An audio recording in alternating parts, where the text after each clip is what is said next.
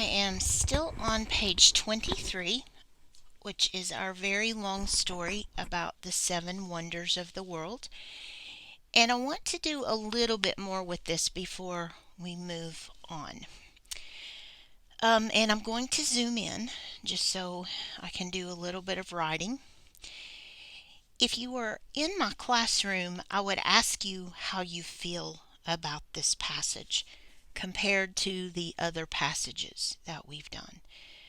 This one is much longer, and to me, it's much more exhausting to read and try to comprehend.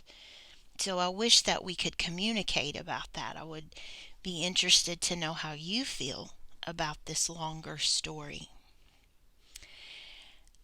Just a few things here that I want to point out.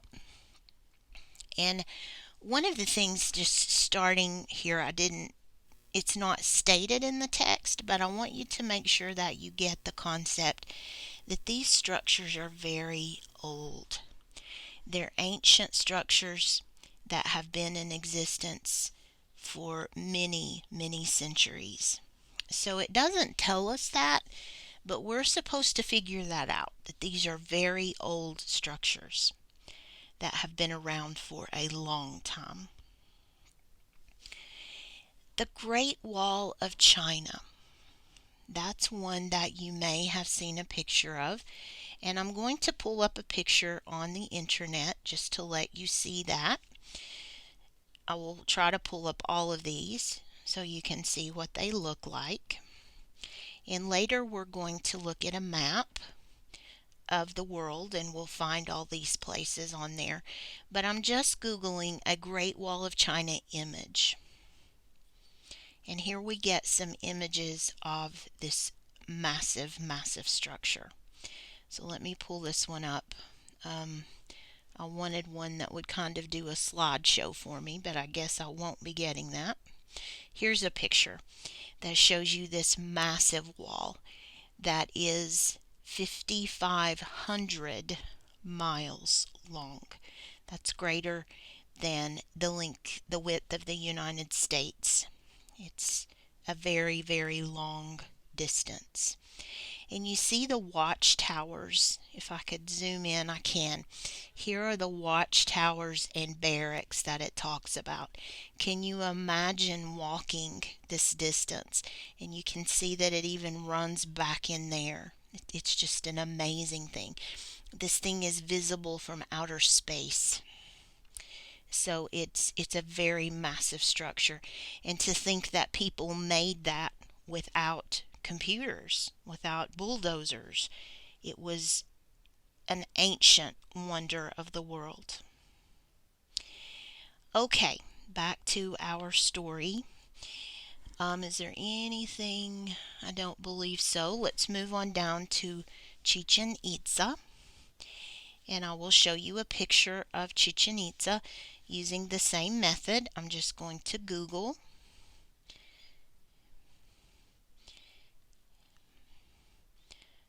image. If you tell the computer that you want to see an image, it will go to pictures, which is what we want. And here is that pyramid that we talked about. When the sun hits that pyramid 2 days a year, it looks like a snake is slithering down the stairs. So this is the pyramid that we're talking about at Chichen Itza. Going back to the writing, I do want to tell you about the 9th and 10th centuries, how to read your century dates. The 9th century is from the year 801 to 900. That 100 years is the 9th century.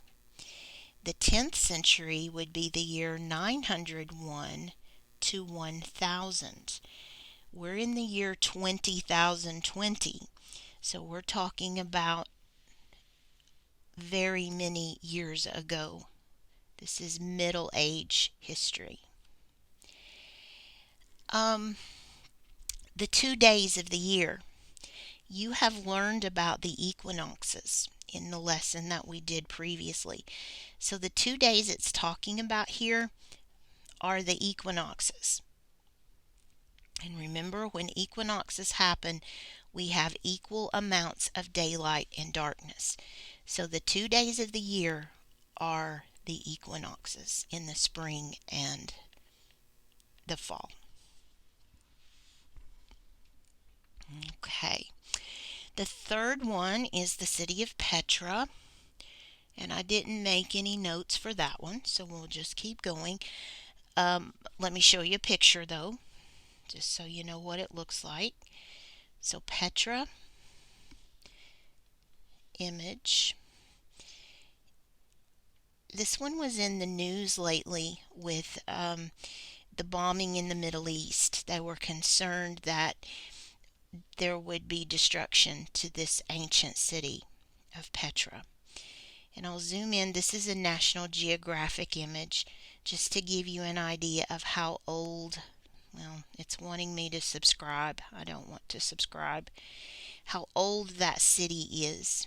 This is just a scroll through of the ancient city of Petra. Can you imagine building that in the Bible days, before there were any kind of drafting programs or it just is amazing to me that people built this city with their bare hands.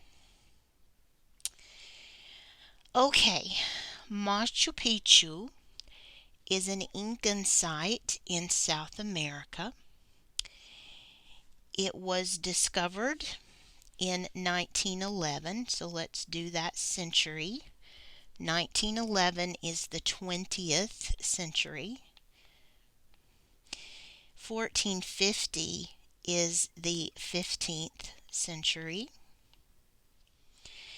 And just for the record, a century is 100 years. I'll tell you what, let's scroll up here to the top and let me give you those. Well, there's nowhere to put them. How about down here at the bottom? We'll try to add that in here. A century is 100 years.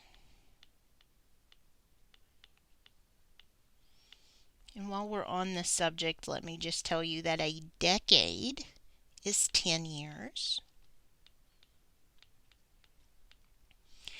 And a millennium is 1,000 years.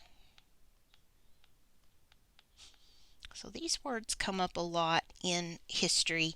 I did not give you these as vocabulary words because I just didn't have enough room. In a passage this size, we have a lot of vocabulary. So these are not the vocabulary words, but they really should be. Century is 100, decade is 10, and millennium is 1,000. So we're talking about centuries pretty much in this passage. Okay, Christ the Redeemer statue in Rio de Janeiro. It's Brazil. I didn't mark anything there. The Colosseum. We do have this paragraph about the Colosseum.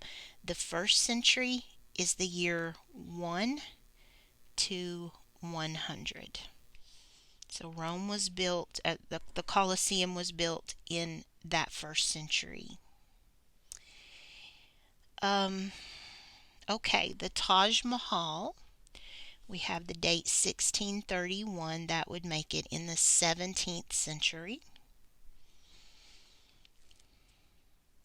And we're going to talk about the word mausoleum and a lot of these vocabulary, semi-precious. Those are in our vocabulary list, so I won't belabor that point right now. But this is an 8-paragraph passage. It's much longer than what we're used to, and we're going to break it down in a graphic organizer. We will do the 4-door thing in just a few minutes, but for now I'm going to stop this video. We've done the annotation, and then I will see you back very soon.